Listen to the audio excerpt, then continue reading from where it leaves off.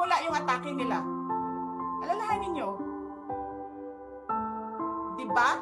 After ako nag-resign sa DepEd, kailan ba nagsimula yung pambabastos nila? Last year, after that meeting with the Makabayan Black and Martin Romualdez.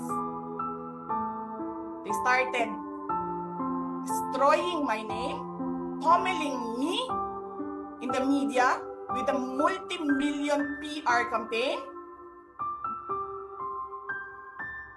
Pinastos pa nila ako ng mga pagsisinungaling nila na kesyo taksil, kesyo korap, abusado.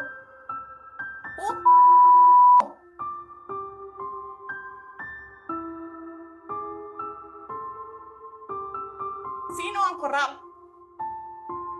Yung mga congressman na yan na nag-hearing, anong sinasabi nila? Pagkatapos, pag na-off na ang mic, pag wala na ang media, pasensya na kayo ha. Kailangan kasi namin ng pera. Mag-eleksyon na kasi. Pakisabi kay Sara ha. Hindi ko naman gusto tong ginagawa ko eh. Hindi mo pala gusto ginagawa mo eh. Bakit mo sinisira pangalan ko? Joel Chua.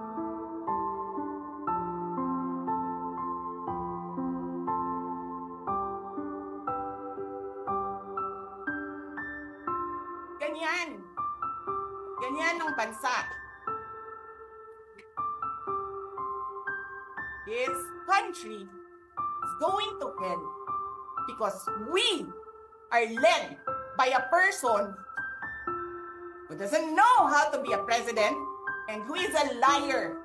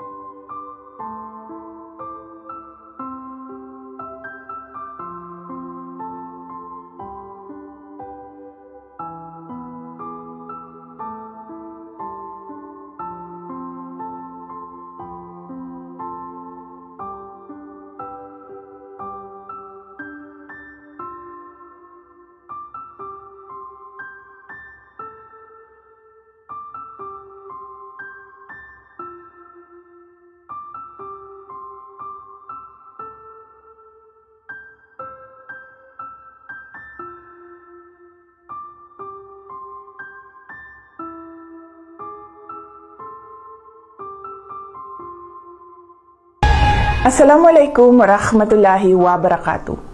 Madayaw, ugmayong adlaw kaninyong tanan. Magandang araw sa inyong lahat.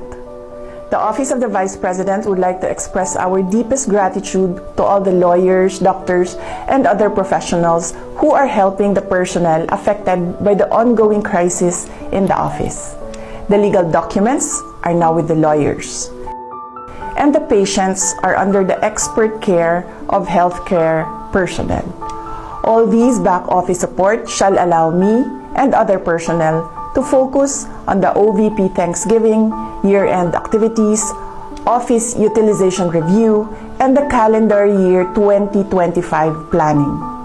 We assure the Filipino people that even in times of crisis and without resources, we shall stand tall, strong, and resilient in our service to the Filipino people. We will not break. Shukran. The presidency of 2022 was mine already. Nanalo na ako sa surveys, lahat ng tao solid na, united na for my candidacy. Pero I gave it away because I felt I had to do some other things other than being President of the Republic of the Philippines. Pangalawa, hindi ako yung nagsabi sa kanila na magbubukas sila ng investigation or inquiry in aid of legislation that is more like a political persecution and harassment of OVP personnel. So, huwag nila akong i-gaslight into saying na ako ang dahilan ng kaguluhan na ito. Ang kaguluhan na ito ay nagsimula sa sa terrorism nila, sa harassment nila, sa threats nila, sa mga personnel ng Office of the Vice President.